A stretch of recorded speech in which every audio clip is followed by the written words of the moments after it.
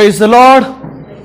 ಯೇಸು ಕ್ರಿಸ್ತನ ಪ್ರೀತಿಯುಳ್ಳ ಪರಿಶುದ್ಧವಾದ ನಾಮದಲ್ಲಿ ಈ ದಿನ ದೇವರನ್ನ ಆರಾಧಿಸುವುದಕ್ಕೂ ಸ್ತುತಿಸುವುದಕ್ಕೂ ಕೊಂಡಾಡುವುದಕ್ಕೂ ಬಂದಿರುವಂಥ ವಾಕ್ಯಗಳನ್ನು ಧ್ಯಾನ ಮಾಡಲಿಕ್ಕೆ ಬಂದಿರುವಂಥ ನಿಮ್ಮೆಲ್ಲರಿಗೂ ನಮ್ಮ ರಕ್ಷಕನಾದ ಯೇಸುವಿನ ಕೃಪೆಯು ಸಮಾಧಾನವು ಉಂಟಾಗಲಿ. ನೀವೆಲ್ಲ ಚೆನ್ನಾಗಿದ್ದೀರಾ? ಆರೋಗ್ಯವಾಗಿದ್ದೀರಾ? ದೇವರಿಗೆ ಸ್ತೋತ್ರ. ದೇವರ ಸನ್ನಿಧಿಯಲ್ಲಿ ಬರುವುದೇ ಒಂದು ಆನಂದ. ಬೇರೆ ಎಲ್ಲ ಕಡೆಗಳಲ್ಲಿ ನಮ್ಮ ಸಮಯವನ್ನು ಕಳೆಯುವುದಕ್ಕಿಂತ ದೇವರನ್ನ ಈಗ ಅಂಕಲ್ ಹೇಳಿದ ಹಾಗೆ ಸ್ತುತಿಸುವುದು, ಆರಾಧಿಸುವುದು, ವಾಕ್ಯ ಧ್ಯಾನಿಸುವುದು ಇದೆಲ್ಲವೂ ಒಳ್ಳೆಯದೇ ಆಗಿದೆ. ಹಲ್ಲೆಲೂಯಾ. ಖಂಡಿತವಾಗಿ ದೇವರು ಅದ್ಭುತವಾದ ಕೃತ್ಯಗಳನ್ನು ತನ್ನ ಭಕ್ತರ ಜೀವಿತದಲ್ಲಿ ಮಾಡುವಂತವರಾಗಿದ್ದಾರೆ.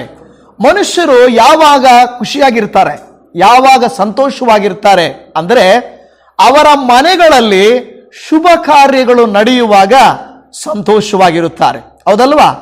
ಶುಭ ಕಾರ್ಯಗಳು ಅಂದ್ರೆ ಯಾವುವು ನಿಮ್ಮ ಉದ್ದೇಶದ ಪ್ರಕಾರ? ಮದುವೆ, ಹಬ್ಬ, ಬರ್ತ್ಡೇ, ಆಮೇಲೆ ನಾಮಕರಣ, ಮತ್ತೆ ಇನ್ಯಾವುದು ಶುಭ ಅಂದ್ರೆ ಶುಭ ಕಾರ್ಯಗಳು, ಗೃಹ ಪ್ರವೇಶ, ಎಂಗೇಜ್ಮೆಂಟು, ಓಕೆ, ಇವೆಲ್ಲ.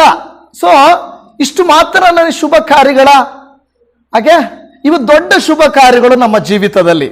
ಸೊ ಶುಭ ಕಾರ್ಯಗಳು ಬರುವಾಗ ಖಂಡಿತವಾಗಿ ನಾವು ಸಂತೋಷವಾಗಿರುತ್ತೇವೆ. ಆದರೆ ಆ ಶುಭ ಕಾರ್ಯಗಳು ನಮ್ಮ ಜೀವಿತದಲ್ಲಿ ಯಾವಾಗಲೂ ನಡೆಯಲ್ಲ, ಆವಾಗ ನಡೀತವೆ. ಕೆಲವು ಶುಭ ಕಾರ್ಯಗಳು ನಡೆಯುವುದಕ್ಕಾಗಿ ಕಾಯ್ತಾ ಇರ್ತೀವಿ, ಆ ಶುಭ ಕಾರ್ಯಗಳು ಬರೋದೇ ಇಲ್ಲ, ತಡ ಆಗ್ತಾ ಇರ್ತದೆ. ಯವ್ವನ ಪ್ರಾಯದಲ್ಲಿರುವಂತ ಯವ್ವನಸ್ಥರು ಈಗೋ ಬೇಗನೆ ನಾನು ಮದುವೆ ಆಗ್ತೀನಿ ಅಂತ ಸ್ಟಾರ್ಟ್ ಮಾಡಿದ್ರೆ ಕೆಲವು ತಿಂಗಳುಗಳು ಈ ತಿಂಗಳಾಗುತ್ತೆ ಅಂದ್ಕೊಳ್ತಾರೆ, ಈಗೋ ಈ ವರ್ಷ ಆಗುತ್ತೆ ಅಂದ್ಕೊಳ್ತಾರೆ. ತಿಂಗಳುಗಳು ಕಳೆದೋಗ್ತಾ ಇರ್ತವೆ, ವರ್ಷಗಳು ಕಳೆದೋಗ್ತಾ ಇರ್ತವೆ. ಯವನಸ್ಥರು ಕಾಯ್ತಾ ಇರ್ತಾರೆ, ಅವರ ತಂದೆ ತಾಯಿಗಳು ಕಾಯ್ತಾ ಇರ್ತಾರೆ, ಒಂದು ಶುಭ ಕಾರ್ಯ ನನ್ನ ಮಗನ ಜೀವಿತದಲ್ಲಿ ನಡೆಯುತ್ತದೆ ಎಂದು ಕಾಯ್ತಾ ಇರ್ತಾರೆ. ಒಂದು ಮನೆಯನ್ನ ಕಟ್ಟೋಣ, ಗೃಹ ಪ್ರವೇಶ ಮಾಡೋಣ, ಅದರಲ್ಲಿ ವಾಸ ಮಾಡೋಣ ಅಂತ ಹೇಳಿ ಒಂದು ಶುಭಕ್ಕಾಗಿ ಕಾಯ್ತಾ ಇರ್ತಾರೆ. ಅದು ನಡೆಯೋದೇ ಇಲ್ಲ, ತುಂಬಾ ತಡ ಆಗ್ತಾ ಇರ್ತದೆ. ಆಮೇಲೆ ನಾವು ನೋಡಿದ್ದೇವೆ, ಈಗ ಎಂಗೇಜ್ಮೆಂಟ್ ಅಂತ ನೋಡಿದ್ವಿ, ನಾಮಕರಣ ಅಂತ ನೋಡಿದ್ವಿ. ನಾಮಕರಣ ಅನ್ನುವಾಗ ಗರ್ಭಫಲ ಬೇಕು. ಗರ್ಭಫಲ ಈಗೋ ಕೆಲವರಿಗೆ ಕಾಯ್ತಾ ಇರ್ತಾರೆ, ಈ ತಿಂಗಳು, ಈ ವರ್ಷ, ಈ ದಿನ ಅಂತ ಕಾಯ್ತಾ ಇರ್ತಾರೆ.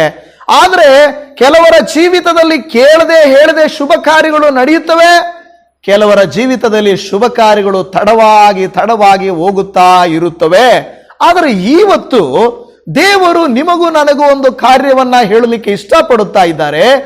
ನಿಮ್ಮ ಶುಭ ಕಾರ್ಯಗಳು, ನಿಮ್ಮ ಜೀವಿತದಲ್ಲಿ ಶುಭ ಕಾರ್ಯಗಳು ಬರುತ್ತವೆ, ನಡೆಯುತ್ತವೆ, ಬೇಗನೆ ಆಗುತ್ತವೆ ಎಂದು ದೇವರ ವಾಕ್ಯವು ಹೇಳುತ್ತಾ ಇದೆ.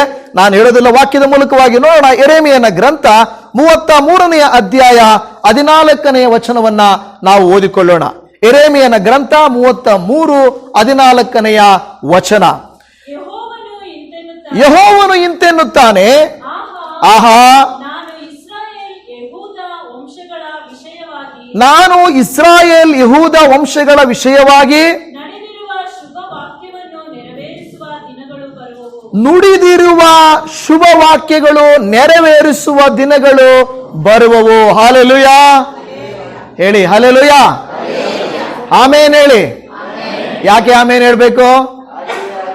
ಹಾಗೆ ಆಗಲಿ. ಯಾವ ರೀತಿ ಆಗಲಿ? ಶುಭ ಏನ್ ಹೇಳ್ತಾ ಇದ್ದೆ? ಶುಭ ದಿನ ಕರ್ತ ಹೇಳ್ತಾರೆ, ಶುಭ ವಾಕ್ಯವು ನೆರವೇರಿಸುವ ದಿನಗಳು ಬರುವವು. ಶುಭ ವಾಕ್ಯವು ನೆರವೇರುವ ದಿನಗಳು ಬರುವವು. ಅನೇಕ ಸಾರಿ ನಾವು ವಾಕ್ಯಗಳನ್ನ ಕೇಳುತ್ತಾ ಇರುತ್ತೇವೆ.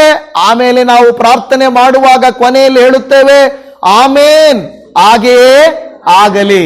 ಕೆಲವು ಸಾರಿ ನೇರವಾಗಿ ಇಲ್ಲ, ಮನೆಯಲ್ಲಿ ಹೊರಗಡೆ ನಾವು ಮನುಷ್ಯರನ್ನ ಬೈಬಹುದು, ಕೋಪ ಮಾಡ್ಕೊಳ್ಬಹುದು, ಜಗಳ ಮಾಡ್ಕೊಳ್ಬಹುದು.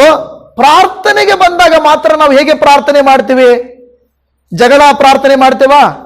ಯಾರಾದ್ರೂ ಇಲ್ಲಿ ಬಂದ್ಬಿಟ್ಟು, ದೇವ್ರೇ ನನಗೆ ಅವ್ರ ಮೇಲೆ ಕೋಪ ಇದೆ, ಅವ್ರಿಗೇನಾದ್ರೂ ಆಗ್ಬೇಕು, ನೀನು ಉದ್ಧಾರ ಆಗಲ್ಲ, ನಿನಗೆ ಒಳ್ಳೇದಾಗಲ್ಲ ಅಂತ ನಾವು ಪ್ರಾರ್ಥನೆಯಲ್ಲಿ ಪ್ರಾರ್ಥಿಸ್ತೇವಾ? ನಾವು ಆ ಪ್ರಾರ್ಥನೆಯಲ್ಲಿ ಏನು ಮಾಡೋದಿಲ್ಲ, ಆ ರೀತಿಯಾಗಿ ಪ್ರಾರ್ಥಿಸೋದಿಲ್ಲ. ಅದಕ್ಕೆ ನಾವು ಕೊನೆಯಲ್ಲಿ ಆಮೇನ್ ಹೇಳ್ತೀವಿ. ಒಂದು ವೇಳೆ ನಿಜ ಹೇಳ್ರಿ, ಕೆಲವು ಕಡೆಗಳಲ್ಲಿ ನಾನು ನೋಡಿದ್ದೇನೆ, ಗಮನಿಸಿದ್ದೇನೆ, ಹೇಳಿದ್ರೆ ಸೇವಕರು ಸ್ಪೀಡಾಗಿ ಗಾಡಿ ಹೋಗ್ತಾ ಇದ್ರು, ಹೋಗ್ತಾ ಹೋಗ್ತಾ ಪಾಪ ಬಿದ್ದೋಗ್ಬಿಟ್ರು, ಆಮೇನ್ ಅಂತಾರೆ. ಏನೋ ಗಾಡಿಯಲ್ಲಿ ಸ್ಪೀಡಾಗಿ ಹೋಗ್ತಾ ಇದ್ರಂತೆ, ಗಾಡಿಯಲ್ಲಿ ಅವ್ರು ಬಿದ್ದೋದ್ರಂತೆ. ಅವಾಗ ಏನ್ ಹೇಳ್ಬೇಕು? ಕೆಲವರು ಹೇಳೋ ಆಮೇನ್ ಅಲ್ಲೆಲ್ಲೂಯ ಅಲ್ಲೆಲ್ಲೆಲ್ಲಿ ಉಪಯೋಗಿಸ್ತಾರೆ. ಆಗೋ ನೋಡ್ತೇವೆ, ಕೆಲವರು ಪಾಪ ಅನಾರೋಗ್ಯ ಅವರ ಮನೆಯಲ್ಲಿ, ಆಮೇನ್. ಅವರ ಮನೆಯಲ್ಲಿ ಜಗಳ, ಆಮೇನ್. ಏನಿದು ಜಗಳ, ಆಮೇನ್. ಅನಾರೋಗ್ಯ, ಆಮೇನ್. ಆಮೇನ್ ಯಾವಾಗ ಉಪಯೋಗಿಸ್ಬೇಕು ಕೆಲವು ಸಾರಿ ಗೊತ್ತಿರೋದಿಲ್ಲ. ಆ ರೀತಿಯಾಗಿ ಅಲ್ಲ, ದೇವರ ವಾಕ್ಯವು ನಮ್ಮ ಜೀವಿತದಲ್ಲಿ ಶುಭವನ್ನ ತರುವಾಗ ಮಾತ್ರವೇ, ನಮ್ಮನ್ನು ಉತ್ತೇಜಿಸುವಾಗ ಮಾತ್ರವೇ, ನಮ್ಮನ್ನ ಬಲಪಡಿಸುವಾಗ ಮಾತ್ರವೇ ನಾವೇನ್ ಹೇಳ್ಬೇಕು? ಆಮೇನ್ ಹೇಳ್ಬೇಕು. ಯಾಕೆಂದ್ರೆ ದೇವರ ವಾಕ್ಯ ಹೇಳುತ್ತದೆ, ಏನೆಲ್ಲ ನೆರವೇರುತ್ತದೋ ಅದು ಯೇಸು ಕ್ರಿಸ್ತನ ಮೂಲಕವಾಗಿ ನಮಗೆ, ಆಮೇನ್ ಎಂಬಾತನ ಮೂಲಕವಾಗಿ ನಮಗೆ ಎಲ್ಲವೂ ದೊರಕುತ್ತದೆ ಎಂಬುದಾಗಿ. ನೋಡಿ, ಈ ವಾಕ್ಯವು ಹೇಳುತ್ತಾ ಇದೆ, ನಾನು ಇಸ್ರಾಯೇಲ್ ಯಹೂದ ವಂಶಗಳ ವಿಷಯವಾಗಿ ನುಡಿದಿರುವ ಶುಭ ವಾಕ್ಯವನ್ನ ನೆರವೇರಿಸುವ ದಿನಗಳು ಬರುವವು. ಅನೇಕ ಜನರಿಗೆ ದೇವರು ಶುಭ ವಾಕ್ಯವನ್ನ ಕೊಟ್ಟರು, ವಾಗ್ದಾನವನ್ನ ಕೊಟ್ಟರು, ಮಾತು ಕೊಟ್ಟರು. ಆ ಮಾತನ್ನ ದೇವರು ನೆರವೇರಿಸಿದ್ದಾರಾ? ನೆರವೇರಿಸಲಿಲ್ಲವಾ? ನೆರವೇರಿಸಿದಾರಾ? ಆದರೆ ಅವರಿಗೆ, ಕೆಲವರಿಗೆ ಏನಾಗುತ್ತೆ, ದೇವರು ನುಡಿದ ತಕ್ಷಣ ನೆರವೇರಿದವೆ. ಆದರೆ ಕೆಲವರಿಗೆ ದೇವರು ನುಡಿದ ಆ ನಂತರ, ಎಷ್ಟೋ ವರ್ಷಗಳ ನಂತರ ಅದು ಸಿಕ್ಕಿವೆ. ಈಗ ನಾನು ನಿಮ್ಮನ್ನ ಪ್ರಶ್ನೆ ಮಾಡ್ತೇನೆ, ಯೇಸು ಕ್ರಿಸ್ತನ ಜನನದ ಕುರಿತಾಗಿ ಬೈಬಲ್ ವಾಕ್ಯ ಯಾವಾಗ ಹೇಳಿದೆ? ಯಾವಾಗ ಹೇಳಿದೆ? ಯೆಶಾಯನಲ್ಲ, ಸೊ ಅಂಕಲ್ ಹೇಳಿದ್ರೆ ಜೆನಿಸಿಸ್ ಅಲ್ಲಿ ಅಂತ, ಆದಿಕಾಂಡದಲ್ಲಿ ಹೇಳಿದೆ ಅಂತ ಹೇಳ್ತಾರೆ. ಹೌದಾ? ನೀವು ಒಪ್ಕೊಳ್ತೀರಾ? ಯೇಸು ಕ್ರಿಸ್ತನ ಅಂದ್ರೆ ಒಂದು ಮನುಷ್ಯನು ತಪ್ಪಿ ಹೋಗಿ ಪಾಪ ಮಾಡಿ ಅದಕ್ಕೆ ಪರಿಷ್ಕಾರ ದೇವರು ಸಾವಿರಾರು ವರ್ಷಗಳ ನಂತರ ಕಂಡುಹಿಡಿದನ, ಇಲ್ಲವೇ ಆ ಸಮಸ್ಯೆ ಬಂದಾಗಲೇ ಸಮಸ್ಯೆ ಪರಿಷ್ಕಾರ ಕಂಡುಹಿಡಿದನ? ಯಾವಾಗ? ನಾವು ನೋಡುತ್ತಾ ಇದ್ದೇವೆ, ಅಂಕಲ್ ಹೇಳಿದ ಹಾಗೆ ನಾವು ನೋಡುತ್ತೇವೆ, ಸೃಷ್ಟಿಗಿಂತ ಮೊದಲೇ ನಾವು ನೋಡುತ್ತೇವೆ ಬೈಬಲ್ ಅಲ್ಲಿ, ಆದಿಕಾಂಡದಲ್ಲಿ ಯೇಸು ಕ್ರಿಸ್ತನು ಬರಬೇಕೆಂಬುದನ್ನ ಮೊದಲೇ ತೀರ್ಮಾನಿಸಿದೆ. ಹಾಲೆಲೂಯ! ಯೇಸು ಸ್ವಾಮಿ ಬರಬೇಕೆಂಬುದನ್ನ ತೀರ್ಮಾನಿಸಿದೆ. ಹೌದು ದೇವಜನವೇ, ಸರ್ಪಕ್ಕೆ ನಾವು ನೋಡುತ್ತಾ ಇದ್ದೇವೆ, ದೇವರು ಹೇಳುತ್ತಾನೆ, ಇಗೋ ನೀನು ಅವನ ಹಿಮ್ಮಡಿಯನ್ನ ಕಚ್ಚುವಿ, ಆತನು ನಿನ್ನ ತಲೆಯನ್ನ ಜಜ್ಜುವನು ಎಂಬುದಾಗಿನ. ಹಾಲೆಲೂಯ! ಯಾವಾಗ ಯೇಸು ಸ್ವಾಮಿ ಸರ್ಪದ, ಇಲ್ಲವೇ ಸೈತಾನನ ತಲೆಯನ್ನ ಜಜ್ಜಿದನು? ಯಾವಾಗ? ಶಿಲುಬೆಯ ಮೇಲೆ ಆತನು ಪ್ರಾಣವನ್ನ ಕೊಟ್ಟಾಗ, ಮರಣವನ್ನ ಜಯಿಸಿದ ದೇವರು ಸೈತಾನನ ತಲೆಯನ್ನ ಏನು ಮಾಡಿದಾನೆ? ಜಜ್ಜಿದಾನೆ. ನೋಡಿ, ನಾನು ಹೇಳಲಿಕ್ಕೆ ಬರುವಂತ ವಿಚಾರ ಏನಂದ್ರೆ, ದೇವರು ನುಡಿದ ಮಾತು ಆದಿಕಾಂಡದಲ್ಲಿ ಅದು ನುಡಿದರೆ ಅದು ನೆರವೇರಿರುವುದು ಸುಮಾರು ಸಾವಿರಾರು ವರ್ಷಗಳ ನಂತರ. ಹಾಗಾದ್ರೆ ದೇವರು ನುಡಿದಿದ್ದು ಶುಭ. ಅದು ಏನಂದ್ರೆ, ಆದಾಮ ಅವ್ವಳೇ ನೀವು ಪಾಪ ಮಾಡಿದ್ದೀರಾ, ದೇವರ ಮಹಿಮೆಯನ್ನ ಹೊಂದದೇ ಹೋಗಿದ್ದೀರಾ, ನೀವು ದೇವರಿಂದ ದೂರವಾಗಿದ್ದೀರಾ, ಈಗ ನೀವು ಕಷ್ಟಪಡುವ ದಿನಗಳು ಬಂದಿದ್ದಾವೆ, ಹಿಂಸೆ ಪಡುವ ದಿನಗಳು ಬಂದಿದ್ದಾವೆ, ಆದರೆ ನಿಮಗೆ ಬಿಡುಗಡೆ ಉಂಟು, ನಿಮಗೆ ಜಯ ಉಂಟು, ನಿಮಗೆ ಖಂಡಿತವಾಗಿ ಇದರಿಂದ ಹೊರಗಡೆ ಬರಲಿಕ್ಕೆ ಮಾರ್ಗ ಉಂಟು ಎಂದು ದೇವರು ಆದಿಯಲ್ಲೇ ಹೇಳಿದ್ರು. ಆದರೆ ಅದು ನೆರವೇರಲಿಕ್ಕೆ ಸುಮಾರು ಸಾವಿರಾರು ವರ್ಷಗಳು ಬೇಕಾಯಿತು. ಹೌದಲ್ವಾ? ನೋಡಿ, ನಿಮ್ಮ ಜೀವಿತದಲ್ಲಿ, ನನ್ನ ಜೀವಿತದಲ್ಲಿ ದೇವರು ಶುಭ ಕಾರ್ಯವನ್ನ ಈಗಾಗಲೇ ಹೇಳಿರುತ್ತಾನೆ, ಆದರೆ ಅದು ನೆರವೇರಲಿಕ್ಕಾಗಿ ಸಮಯವು ತೆಗೆದುಕೊಳ್ಳುತ್ತದೆ. ಆ ಸಮಯದ ತನಕ ನಾವೇನ್ ಮಾಡಬೇಕು? ನಂಬಿಕೆಯಿಂದ ಕಾಯ್ಬೇಕು. ನಂಬಿಕೆಯಿಂದ ಅನೇಕರು ಏನ್ ಮಾಡ್ತಾರೆ, ದೇವರು ಉದ್ದೇಶಿಸಿದ್ದಾನೆ ತಾನೆ, ಯಾವಾಗೋ ಬೇಕಾದಾಗ ದೇವ್ರು ಮಾಡ್ಕೊಂಡ್ಲಿ ಬಿಡು, ನಾನಂತೂ ಅದ್ರ ಬಗ್ಗೆ ಪ್ರಾರ್ಥನೆಯನ್ನು ಮಾಡಲ್ಲ, ನಾನಂತೂ ಅದ್ರ ಕುರಿತಾಗಿ ನಂಬಿಕೆಯನ್ನು ಇಡಲ್ಲ, ದೇವ್ರಿಗೆ ಇಷ್ಟ ಬಂದಾಗ ಮಾಡ್ಲಿ, ಇಷ್ಟ ಬಂದದ್ದು ಮಾಡ್ಲಿ ಅಂತ ನಾವು ಅಂದುಕೊಳ್ಳಬಾರದು. ನನ್ನ ಜೀವಿತದಲ್ಲಿ ದೇವರು ನುಡಿದದ್ದನ್ನ ಖಂಡಿತವಾಗಿ ನೆರವೇರಿಸುತ್ತಾರೆ ಎಂದು ನಾವೇನ್ ಮಾಡಬೇಕು? ನಂಬಬೇಕು. ನಿಮಗೆಲ್ಲ ಗೊತ್ತಿದೆ. ನೋಹನ ಜೀವಿತದ ಕುರಿತಾಗಿ ಉದಾಹರಣೆ ಕೊಡುತ್ತೇನೆ. ಈಗ ಸಾವಿರಾರು ವರ್ಷಗಳ ಕುರಿತಾಗಿ ಒಂದು ಉದಾಹರಣೆ ಕೊಟ್ಟೆನು. ನೋಹನಿಗೆ ದೇವರೊಂದು ಮಾತು ಹೇಳ್ತಾನೆ, ನೋಹ, ನಾನು ಈ ಭೂಮಿಯನ್ನ ಏನ್ ಮಾಡ್ತೇನೆ? ನಾಶ ಮಾಡ್ಬಿಡ್ತೇನೆ. ಹೇಗೆ ನಾಶ ಮಾಡ್ತೇನೆ? ನೀರಿನಿಂದ ನಾಶ ಮಾಡ್ತೇನೆ ಅಂತ ಹೇಳಿದ್ರು, ಹೌದಲ್ವಾ? ದೇವರು ನೋಹನಿಗೇನೋ ಹೇಳಿದ್ರು, ಆ ಒಂದು ಶಾಪದ ಕೃತ್ಯವನ್ನ ಹೇಳಿದರು. ಆದರೆ ಶಾಪದೊಟ್ಟಿಗೆ ನೋಹನಿಗೆ ಒಂದು ಶುಭವನ್ನು ಕೂಡ ಹೇಳಿದರು. ಏನು ಗೊತ್ತಾದು? ನೀನು ಮತ್ತು ನಿನ್ನ ಕುಟುಂಬವು ರಕ್ಷಿಸಲ್ಪಡುವಿರಿ. ಹಲ್ಲೆಲೂಯಾ. ಈ ಲೋಕದಲ್ಲಿ ಅನೇಕ ಜನರು ಅದೇ ರೀತಿಯಲ್ಲಿ ಪಾಪದ ಕಡೆಗೆ ಹೋಗುತ್ತಿರಬಹುದು, ನಾಶನದ ಕಡೆಗೆ ಹೋಗುತ್ತಿರಬಹುದು, ದೇವರ ಕೋಪಕ್ಕೆ ಗುರಿಯಾಗಬಹುದು. ಆದರೆ ದೇವರು ನಮಗೆ ಹೇಳುತ್ತಿದ್ದಾನೆ, ಅವರು ಶಾಪಕ್ಕೆ ಗುರಿಯಾದರೂ ನಿನಗೆ ಶುಭವನ್ನ ಇಟ್ಟಿದ್ದೇನೆ ಎಂಬುದಾಗಿ. ನಾವು ಅದನ್ನು ಏನ್ ಮಾಡಬೇಕು? ನಂಬಬೇಕು. ಏನ್ ಮಾಡಬೇಕು? ನಂಬಬೇಕು. ನಾವು ನಂಬಿ ಶಾಪವು ಒಂದು ಕಡೆ ಇರುವಾಗ, ಶುಭವು ಇನ್ನೊಂದು ಕಡೆ ಇರುವಾಗ ನನಗೆ ಒಳ್ಳೆಯದೇ ಆಗುತ್ತದೆ ಎಂದು ನಾವು ನಂಬಬೇಕು. ಬೆಳಗ್ಗೆ ಎದ್ದ ತಕ್ಷಣ ಏನಾದ್ರೂ ನಾವು ಟೆನ್ಷನ್ ಮಾಡ್ಕೊಂಡ್ರೆ ದಿನ ಎಲ್ಲ ಏನಾಗುತ್ತೆ? ಮನೆಯಿಂದ ಆಚೆ ಹೋಗುವಾಗ ಒಂದು ಗಾಡಿ ಸ್ಟಾರ್ಟ್ ಆಗಿಲ್ಲ ಅಂತ ತಿಳ್ಕೊಳ್ಳಿ, ಏನಾಗುತ್ತೆ? ಗಾಡಿ ಸ್ಟಾರ್ಟ್ ಆಗಿಲ್ಲ ಅಂದ್ರೆ, ಯಾರಾದ್ರೂ ದಾರಿಯಲ್ಲಿ ಮಾತಾಡಿದ್ರು ಅಂದ್ರೆ ಈ ಗಾಡಿ ಸ್ಟಾರ್ಟ್ ಆಗದೆ ಇರೋ ಕೋಪ ಅವ್ರ ಮೇಲೆ ಹೋಗುತ್ತೆ. ಈ ಎರಡೂ ಕೋಪ ಇನ್ಯಾರಾದ್ರೂ ಮುಂದ್ಗಡೆ ಬಂದ್ರೆ ಅವ್ರಿಗೆ ಸಿಗುತ್ತೆ. ಆಫೀಸಲ್ಲಿ ಹೋಗಿ ಅಲ್ಲಿ ಜಗಳ ಮಾಡ್ತೀವಿ, ಆ ಬ್ರೇಕ್ಫಾಸ್ಟ್ ಮಾಡಕ್ಕಾಗಲ್ಲ, ತಿನ್ನಕ್ಕಾಗಲ್ಲ. ನಂತರ ಏನಾಗುತ್ತದೆ? ಹಿಂತಿರುಗಿ ವಾಪಸ್ ಬರುತ್ತೆ. ಎಲ್ಲಿಗೆ? ಮನೆಗೆ ವಾಪಸ್ ಬರುತ್ತೆ. ದಿನ ಎಲ್ಲ ಜಾಸ್ತಿ ಆಗಿತ್ತಲ್ಲ ಟೆನ್ಷನ್ನು. ನನ್ನ ಜೊತೆಯಲ್ಲಿರುವಂತವ್ರು ಹೇಳ್ತಾರೆ ಏನಂದ್ರೆ, ಈ ಟೆನ್ಷನ್ ಅನ್ನ ಯಾರ ಮೇಲಾದ್ರೂ ಬಿಡ್ಬೇಕು. ಏನ್ ಮಾಡ್ಬೇಕು? ಈ ಟೆನ್ಷನ್ ಯಾರ ಮೇಲಾದ್ರೂ ಬಿಟ್ರೇನೆ ಇದು ಕಡಿಮೆ ಆಗೋದು. ಇವಾಗ ಯಾರು ಸಿಕ್ಕಾಕೊಳ್ತಾರೋ ಪುಣ್ಯಾತ್ಮರು, ಏನೋ ಈ ಕೋಪ ಬಂದಾಗ ಯಾರು ಸಿಕ್ಕಾಕೊಳ್ತಾರೋ ಅವ್ರ ಮೇಲೆ ಏನ್ ಮಾಡೋದು? ಎಲ್ಲ ಕೋಪವನ್ನ ಬಿಟ್ಬಿಡೋದು. ಯಾಕೆಂದ್ರೆ ಅದನ್ನ ತಡ್ಕೊಳಕ್ಕಾಗಲ್ಲ ನಮ್ಮ ಕೈಯಲ್ಲಿ. ಯಾಕೆಂದ್ರೆ ಸಮಯ ಆ ರೀತಿಯಾಗಿ ನಮ್ಮನ್ನ ನೋಡಿ, ನಾವು ಸಕಾರಾತ್ಮಕವಾಗಿ ದಿನವನ್ನ ಪ್ರಾರ್ಥನೆಯಿಂದಲೂ ನಂಬಿಕೆಯಿಂದಲೂ ತಾಳ್ಮೆಯಿಂದಲೂ ನಾವು ಪ್ರಾರಂಭಿಸಿದರೆ ಆ ದಿನ ಎಲ್ಲ ಸಮಾಧಾನವಾಗಿ ತಾಳ್ಮೆಯಿಂದ ಹೋಗ್ತಾ ಇರ್ತದೆ.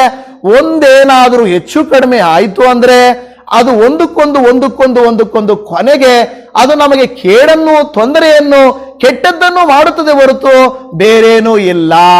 ಪ್ರಿಯ ದೇವಜನವೇ, ಈಗ ನಾವು ನೋಡುತ್ತೇವೆ, ನೋಹನು ಶುಭವನ್ನ ನಂಬಿದನು.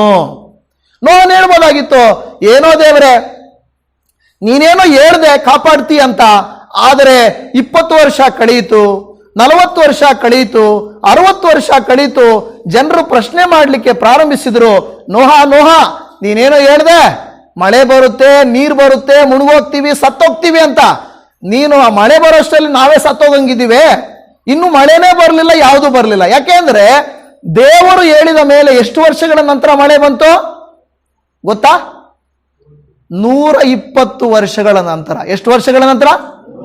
ನೀವು ಆಲೋಚನೆ ಮಾಡಿ. ದೇವರೊಂದು ಮಾತು ಕೊಟ್ಟು 120 ವರ್ಷ ಕಾಯಿ ಅಂದ್ರೆ ಯಾರು ಕಾಯೋದು? ನಾವು ಎಷ್ಟು ದಿನ ಕಾಯಕ್ಕಾಗುತ್ತೆ ನಮ್ಮ ಕೈಯಲ್ಲಿ? ನೀವು ಆಲೋಚನೆ ಮಾಡಿ. ಮದುವೆ ಮಾಡ್ಕೋಬೇಕು ಅಂತ ಯಾರು ಒಂದು ಹೇಳಿದ್ರೆ, ನಮಗ್ ಗೊತ್ತಿರೋಂತ ಒಬ್ಬ ಹುಡುಗಿ ಇದ್ಲು. ಹೇಳಿದ್ರೆ ಪ್ರಸಂಗ ಮಾಡುವಾಗ ಪಾಸ್ಟ್ರು ದೇವ್ರು ಬೇಗ ಬಂದ್ಬಿಡ್ತಾನಂದ್ರೆ, ದೇವ್ರು ಬೇಗ ಬರಕ್ ಮುಂಚೆ ನಾನು ಮದುವೆ ಆಗ್ಬೇಕು ಅಂತ ಹೇಳ್ತಾ ಇದ್ರು. ಯಾಕಂದ್ರೆ ಮದುವೆ ಮಾಡ್ಕೊಂಡ್ಮೇಲೆ ದೇವ್ರು ಯಾವಾಗಾದ್ರೂ ಬರಲಿ, ಆದ್ರೆ ಮದುವೆ ಆಗೋಗ್ಬೇಕು ಬೇಗ ಅಂತ ಹೇಳಿದ್ರು. ಆ ರೀತಿ ಕೆಲವು ಸಾರಿ ನಾವು ಸಮಯವನ್ನ ನಾವು ಕೇಳಿದಾಗ ಆಲೋಚನೆ ಮಾಡಿ, ದೇವರು ನಿಮಗೆ ಹೇಳ್ತಾನೆ, ನಿನ್ನ ಸಾಲ ಇಷ್ಟು ವರ್ಷ ತೀರಲ್ಲ ಅಂತ ದೇವರು ನಮಗೆ ಹೇಳಿದ್ರೆ, ನಿನ್ನ ಕಷ್ಟ ಇಷ್ಟು ವರ್ಷ ತೀರಲ್ಲ ಅಂತ ಹೇಳಿದ್ರೆ ಕಾಯಕ್ಕೆ ನಮ್ಮ ಕೈಲಾಗುತ್ತಾ? ಆದ್ರೆ ದೇವರು ಮಾತು ಕೊಟ್ಟಿದ್ದಾನೆ, ಶುಭ ಮಾತು, ಒಳ್ಳೇದಾಗುತ್ತೆ ನಿನಗೆ ಅಂತ ದೇವರು ಹೇಳಿರುವುದಾದ್ರೆ ಆ ವಾಕ್ಯವನ್ನ ನಾವೇನ್ ಮಾಡಬೇಕು? ನಂಬಬೇಕು.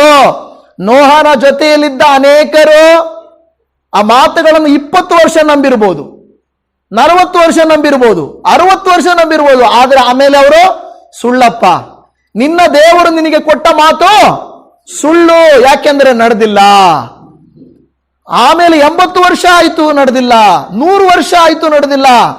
ಆದರೆ 120 ವರ್ಷಗಳಾದ ನಂತರ ಒಂದು ದಿವಸ ಪ್ರಾರಂಭವಾಯಿತು. ಪ್ರಾರಂಭವಾದ ಮೇಲೆ ಎಷ್ಟು ದಿನ ಮಳೆ ಬಿತ್ತು? 40 ದಿವಸಗಳು ಮಳೆ ಬೀರ್ಲಿಕ್ಕೆ ಪ್ರಾರಂಭ ಆಯಿತು. ನಾನು ಹೇಳ್ತೇನೆ ಪ್ರಿಯ ದೇವಜನವೇ, 120 ವರ್ಷಗಳಾದ ಮೇಲೆ ಕೇವಲ 40 ದಿವಸಗಳಲ್ಲಿ ಕಾರ್ಯವು ತಾರುಮಾರಾಗೋಯಿತು. ನಿಮ್ಮ ಜೀವಿತದಲ್ಲಿ ದೇವರು ಕಾರ್ಯ ಮಾಡುವಾಗ ಕಾರ್ಯ ಪ್ರಾರಂಭವಾಗುವುದಕ್ಕಿಂತ ಮುಂಚೆ ಸುಮಾರು ವರ್ಷಗಳು ತೆಗೆದುಕೊಂಡಿರಬಹುದು. ಆದರೆ ದೇವರು ಕ್ರಿಯೆ ಮಾಡಲಿಕ್ಕೆ ಪ್ರಾರಂಭಿಸಿದರೆ ಅದು ಕ್ಷಣಗಳಲ್ಲಿ, ದಿನಗಳಲ್ಲಿ ಮುಗಿದು ಹೋಗುತ್ತದೆ. ಹಲ್ಲೆಲೂಯಾ. ಅರ್ಥ ಆಯ್ತಾ? ವರ್ಷಗಳು ನೀವು ಕಾದಿರ್ಬೋದು, ದೇವರು ಸ್ಟಾರ್ಟ್ ಮಾಡಿದ್ರೆ ಅದನ್ನ ನಿಲ್ಲಿಸಲ್ಲ, ದೇವರು ಅದನ್ನ ಬೇಗನೆ ಮಾಡಿ ಮುಗಿಸ್ತಾನೆ. ಹಲ್ಲೆಲೂಯಾ. ನೋಡಿ, ಈಗ ಅದೇ ರೀತಿಯಲ್ಲಿ ನಾವು ಒಂದೊಂದು ಉದಾಹರಣೆಯನ್ನು ತೆಗೆದುಕೊಳ್ಳುವುದಾದರೆ, ಅಬ್ರಹಾಮನಿಗೂ ದೇವರು ಮಾತು ಕೊಟ್ಟನು. ಏನಂತ ಮಾತು ಕೊಟ್ಟ ಅಬ್ರಹಾಮನಿಗೆ? ನಿನ್ನ ಸಂತಾನವನ್ನು ಆಕಾಶದ ನಕ್ಷತ್ರಗಳಷ್ಟು, ಸಮುದ್ರದ ಉಸುಬಿನಷ್ಟು ನಾನು ಹೆಚ್ಚಿಸ್ತೇನೆ ಅಂದ. ಎಷ್ಟು ಜನ ಮಕ್ಕಳಿದ್ರು ಅಷ್ಟರಲ್ಲಿ? ಅವನಿಗೆ ಮಕ್ಕಳೇ ಇರಲಿಲ್ಲ. ಆಲೋಚನೆ ಮಾಡಿ, ನಿಮ್ಮಲ್ಲಿ ಯಾರಿಗಾದ್ರೂ ಕೋಟ್ಯಾಧೀಶ್ವರನನ್ನ ಮಾಡ್ತೇನೆ ನಿಮ್ಮನ್ನ ಅಂತ ಹೇಳಿದ್ರೆ ನೀವು ಕೇಳ್ತೀರಾ, ಎಲ್ಲಿಂದ ಕೋಟ್ಯಾಧೀಶ್ವರ ಆಗ್ತೀವಿ ನಾವು? ಕರ್ನಾಟಕದಲ್ಲಿ ಲಾಟ್ರಿ ಬೇರೆ ಇಲ್ಲ, ಕೇರಳದಲ್ಲಾದ್ರೂ ಲಾಟ್ರಿ ಇದೆ. ಕೇರಳದಲ್ಲಿ ಲಾಟ್ರಿ ತಗೊಂಡು ಹೊಡೆದ್ರೆ ಒಂದೇ ಸರಿ ನೀವು ಕೋಟ್ಯಾಧೀಶ್ವರ ಆಗ್ಬೋದು. ಆದರೆ ಕರ್ನಾಟಕದಲ್ಲಿ ಲಾಟ್ರಿ ಇಲ್ವೇ? ಮತ್ತೆ ಹೇಗೆ ಕೋಟ್ಯಾಧೀಶ್ವರ ಆಗ್ತೀರಾ? ಯಾರಾದರೂ ಎಲೆಕ್ಷನ್ ಟೈಮಲ್ಲಿ ಮೂಟೆ ಬಿಸಾಕ್ ಹೋಗ್ಬೇಕು ನಿಮ್ಮ ಮನೆ ಮೇಲೆ, ಅಷ್ಟು ಬಿಟ್ರೆ ನೀವು ಕೋಟ್ಯಾಧೀಶ್ವರ ಆಗಕ್ಕಾಗಲ್ಲ. ಯಾಕೆಂದ್ರೆ ನಮ್ಮ ಸಂಪಾದನೆ, ಆದಾಯ ಕಡಿಮೆ, ಖರ್ಚು ಜಾಸ್ತಿ. ಅದರಲ್ಲಿ ಸಿಟಿಯಲ್ಲಿರುವಾಗ ದುಡಿದೇ ಇದ್ರೆ ಏನೂ ಸಿಗೋದಿಲ್ಲ. ತಿಂಗಳೆಲ್ಲ ನಾವು ಖರ್ಚು ಮಾಡ್ತೇವೆ, ತಿಂಗಳ ಕೊನೆಯಲ್ಲಿ ಒಂದ್ಸಾರಿ ಬರ್ತದೆ. ಅದು ಬಂದಿದ್ದು ಈಗ ಕೆಲವರು ಹೇಳ್ತಾರೆ ಬ್ಯಾಂಕಿಂಗ್ ಬಂತು, ಹೆಂಗೋಯ್ತೋ ಗೊತ್ತಿಲ್ಲ. ಸಂಬಳ ಒಂದ್ಸಾರಿ ಬರ್ತದೆ, ಆದ್ರೆ ಎಲ್ಲೋಗ್ತೋ ಗೊತ್ತಾಗಲ್ಲ. ಅಂದ್ರೆ ಆ ರೀತಿಯಾಗಿ ನಮ್ಮ ಜೀವಿತದಲ್ಲಿ ಬರುವಂತದ್ದು ಎಲ್ಲಿ ಹೋಗುತ್ತದೋ ಗೊತ್ತಿಲ್ಲ. ಅಬ್ರಹಾಮನ ಜೀವಿತದಲ್ಲಿ ಸಂತಾನವೇ ಇಲ್ಲ. ದೇವರೇನಂತ ಹೇಳ್ತಾ ಇದ್ದಾನೆ? ನಿಮಗೂ ನನಗೂ ನಂಬಲಿಕ್ಕೆ ಸಾಧ್ಯ ಆಗುತ್ತಾ? ಮಗಳೇ, ನಿನ್ನ ಕುಟುಂಬವನ್ನು ಅನುಗ್ರಹಿಸುತ್ತೇನೆ, ನಿನ್ನ ಸಾಲ ತೀರಿಸುತ್ತೇನೆ, ನಿನ್ನ ಮಕ್ಕಳನ್ನ ಬಹುವಾಗಿ ದೀವಿಸುತ್ತೇನೆ ಎಂದು ದೇವರು ಮಾತು ಕೊಟ್ರೆ ನಿಮಗೂ ನನಗೂ ಸಂಶಯ ಬರ್ಬೋದು. ಎಲ್ಲಿಂದ ದೇವರು ನಮ್ಮನ್ನು ಆಶೀರ್ವದಿಸುತ್ತಾನೆ, ಹೇಗೆ ಆಶೀರ್ವದಿಸುತ್ತಾನೆ ಎಂದು ನೀವು ಕೇಳಬಹುದು. ಆದರೆ ದೇವರಿಗೆ ಅಸಾಧ್ಯವಾದದ್ದು ಪ್ರಾರಂಭ ಆಗುವವರೆಗೂ ಅದು ತಡವಾಗುತ್ತದೆ, ಪ್ರಾರಂಭವಾದ ಮೇಲೆ ಅದು ನಿಲ್ಲುವುದಿಲ್ಲ. ಆಮೆನ್. ಅರ್ಥ ಆಯ್ತಾ? ನಿಮ್ಮ ನನ್ನ ಜೀವಿತದಲ್ಲಿ ಆದರೆ ಅದು ಪ್ರಾರಂಭವಾಗುವ ತನಕ ನಾವು ಶಾಂತವಾಗಿ, ತಾಳ್ಮೆಯಿಂದ, ನಂಬಿಕೆಯಿಂದ ಕಾದವರಾಗಿರಬೇಕು. ಇನ್ನೊಬ್ಬ ವ್ಯಕ್ತಿಯ ಉದಾಹರಣೆ ನಾನು ಹೇಳುತ್ತೇನೆ. ಯೋಸೇಫನ ಜೀವಿತವನ್ನ ನಿಮಗೆ ಗೊತ್ತಿದೆ. ಯೋಸೇಫನು ತಾನು ತನಗೆ ದರ್ಶನವನ್ನ ದೇವರು ಕೊಡ್ತಾನೆ. ನಿನ್ನ ಮುಂದೆ ನಿನ್ನ ಅಣ್ಣ ತಮ್ಮಂದಿರು ಅಡ್ಡ ಬೀಳ್ತಾರೆ, ಹೌದಲ್ವಾ? ಅಡ್ಡ ಬೀಳ್ತಾರೆ, ಕಾಲ ಬರುತ್ತೆ ಅಂತ ಹೇಳಿದ. ಆದರೆ ಅದು ನೆರವೇರ್ಲಿಕ್ಕೆ ಎಷ್ಟು ವರ್ಷ ತೆಗೆದುಕೊಳ್ತು? ಎಷ್ಟು ವರ್ಷ ತೆಗೆದುಕೊಳ್ತು ಗೊತ್ತಾ? 18 ವರ್ಷ ತೆಗೆದುಕೊಳ್ತಂತೆ. ಎಷ್ಟು ವರ್ಷ? 18 ವರ್ಷ. ಆದರೆ 18 ವರ್ಷಗಳ ಮಧ್ಯದಲ್ಲಿ ಏನೇನು ನಡೀತು? ಅವನಿಗೆ ಏನೇ ನಡೀತು? ಅಣ್ಣಂದರು ಇವನ ದರ್ಶನವನ್ನ ಕೇಳಿದ್ದೆ ಮೊದಲು ಎತ್ಕೊಂಡೋಗಿ ಬಾವಿಯಲ್ಲಿ ಹಾಕಿದ್ರು. ಏನ್ ಮಾಡಿದ್ರು? ಇವತ್ತು ನಿಮ್ಮನ್ನು ನನ್ನನ್ನು ಆಲೋಚನೆ ಮಾಡ್ರಿ. ದೇವರೊಂದು ಮಾತು ಕೊಡ್ತಾನೆ, ನಿನಗೆ ನಾನು ಆಶೀರ್ವಾದ ಕೊಡುತ್ತೇನೆ ಎಂದು ಮಾತು ಕೊಡ್ತಾನೆ. ನೆಕ್ಸ್ಟ್ ಟೈಮ್ ನಿಮ್ಮನ್ನು ಜೈಲಲ್ಲಿ ಹಾಕಿದ್ರೆ ಹೆಂಗಿರುತ್ತೆ? ಏನ್ ದೇವ್ರೆ, ನೆನ್ನೆ ನನ್ನ ಕನಸು ಬಂತು, ನಾನು ಏನೇನೋ ದುಡ್ಡು ಎಲ್ಲ ಎತ್ಕೊಂಡಂಗೆ, ಮನೆ ಕಟ್ಟದಂಗೆ, ಮದುವೆ ಮಾಡ್ದಂಗೆ ಏನೇನೋ ಕನಸು ಬಂದಿತ್ತು. ಇವತ್ತು ನಾನು ಜೈಲಲ್ಲಿದ್ದೀನಿ ಅಂದ್ರೆ ಯಾವಾಗ? ದೇವರು ಹೇಳಿದ ಮಾತು ಸುಳ್ಳು. ಅಲ್ಲಿ ನಾವು ನೋಡುವಾಗ ಯೋಸೇಫನನ್ನ ಅಣ್ಣಂದರು ಅವರು ಮಾರಿದರು, ವಿದೇಶಕ್ಕೆ ಹೋಗ್ಬಿಟ್ಟ ಅವನು. ನಿಮ್ಮನ್ನು ನಿಮ್ಮ ಮನೆಗಳಿಂದ ಆ ಥರ ಎಲ್ಲ ನಡೆಯಲ್ಲ. ಆದ್ರೆ ನಾನು ಹೇಳ್ತಾ ಇದ್ದೀನಿ ಉದಾಹರಣೆಗೆ, ನಮ್ಮನ್ನು ನಮ್ಮ ಮನೆಗಳಿಂದ ಹೊರಗಡೆ ಹಾಕಿದ್ರೆ ಹೆಂಗಿರುತ್ತೆ? ನಮ್ಮ ಸ್ವಂತದವರು ನಮ್ಮನ್ನು ದೂರ ಮಾಡಿದ್ರೆ ಹೇಗಿರುತ್ತೆ? ದೇವರು ಹೇಳಿದ್ದು ಒಂದು, ಆದರೆ ನನ್ನ ಜೀವಿತದಲ್ಲಿ ನಡೀತಾ ಇರೋದೇ ಇನ್ನೊಂದು. ಇದೇನಿದು? ದೇವರ ಶುಭವಾಕ್ಯ ನನ್ನ ಜೀವಿತದಲ್ಲಿ ಎಲ್ಲಿ ನೆರವೇರ್ತಾ ಇದೆ? ದೇವರ ವಾಕ್ಯ ನಿಜವಾಗಿಯೂ ಅದು ಸುಳ್ಳಲ್ಲ. ದೇವರ ವಾಕ್ಯ ಸುಳ್ಳ? ದೇವರ ವಾಕ್ಯವು ಎಂದಿಗೂ ಸುಳ್ಳಾಗುವುದಿಲ್ಲ. ಮನುಷ್ಯರ ಮಾತು ಸುಳ್ಳಾಗಬಹುದು, ಜನರ ಅಧಿಕಾರಿಗಳ ಮಾತು ಸುಳ್ಳಾಗಬಹುದು. ದೇವರು ಮಾತು ಕೊಟ್ಟಿದ್ದರೆ ವರ್ಷಗಳು ಕಳೆದರೂ ನೀವು ಮರೆತರು, ನಿಮಗೆ ನಂಬಿಕೆ ಇಲ್ಲದಿದ್ದರೂ ಆತನು ವಾಗ್ದಾನ ಕೊಟ್ಟಿರುವವನಾದರೆ ಅದನ್ನ ನೆರವೇರಿಸುತ್ತಾನೆ. ನಂಬುವವರು ಆಮೇನ್ ಹೇಳಿ. ಅಷ್ಟೇನಾ? ಅಷ್ಟೇನಾ? ಹೌದು ಹೇಳ್ಬೇಕು. ನಂಬಿದೆ, ಹೌದು ನನ್ನ ಜೀವಿತದಲ್ಲಿಯೂ ದೇವರು ಮಾಡುತ್ತಾರೆ ಅಂತ ನಂಬಬೇಕು. ಯಾಕೆಂದ್ರೆ ವಾಕ್ಯಗಳನ್ನ ಕೇಳುವುದು ಮಾತ್ರ ಅಲ್ಲ, ಅದನ್ನ ನಾವು ಸ್ವಾಧೀನ ಮಾಡ್ಕೊಳ್ಬೇಕು. ಹೌದು, ಎಸ್, ನನಗಾಗಿನೇ ದೇವರು ಮಾಡ್ತಾರೆ ಅನ್ನುವಂತ ವಿಶ್ವಾಸ ಉಳ್ಳವರಿಗೆ ಮಾತ್ರವೇ ಅದು ನೆರವೇರುತ್ತದೆ. ಆವಾಗ ಗೊತ್ತಾಗ್ತದೆ ನನ್ನ ದೇವರೇ ಇದನ್ನ ಮಾಡಿದ್ದಾರೆ ನನಗೆ ಅಂತ. ಹಲ್ಲೆಲೂಯ. ನೋಡಿ, ಈಗ ಯೋಸೇಫನ ಜೀವಿತದಲ್ಲಿ 18 ವರ್ಷಗಳು ಪಾಪ ಅವನು ಬಾವಿಯಲ್ಲಿ ಬಿದ್ದ, ಸೆರೆಮನೆಗೆ ಹೋದ, ಅವನನ್ನ ಮರ್ತೋದ್ರು ಎಲ್ರು. ಆದರೂ ಅವನು ನನ್ನ ಜೀವಿತದಲ್ಲಿ ದೇವರು ಕೊಟ್ಟ ದರ್ಶನ, ದೇವರು ಕೊಟ್ಟ ಮಾತು, ಆತನು ಮಾತು ತಪ್ಪುವುದಿಲ್ಲ, ಆತನು ನೆರವೇರಿಸುತ್ತಾನೆ ಎಂದು ನಂಬಿಕೆ ಉಳ್ಳವನಾಗಿದ್ದನು. ನೆರವೇರಿತಾ ಮಾತು?